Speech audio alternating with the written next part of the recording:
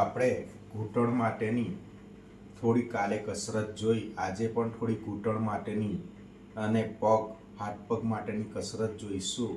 તો તેને માટે આપણે મલાસનનો અભ્યાસ કરીશું.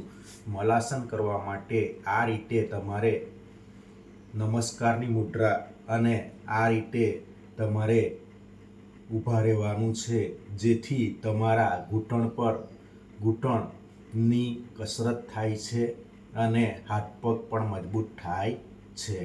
1 2 3 4 5 6 7 8 9 10 રિલેક્સ. તે જ રીતે ઘૂંટણની ઓઇલિંગ કરવા માટે આપણે ધીરે ધીરે ઘૂંટણને આ રીતે ફેરવવાના છે. થોડી વાર જમણી બાજુ, થોડી વાર ડાબી બાજુ. આનાથી ઘૂંટણની ઓઇલિંગ થાય છે.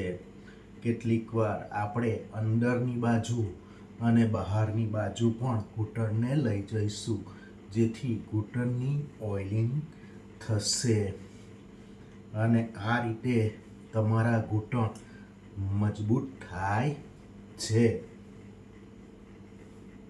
રિલેક્સ.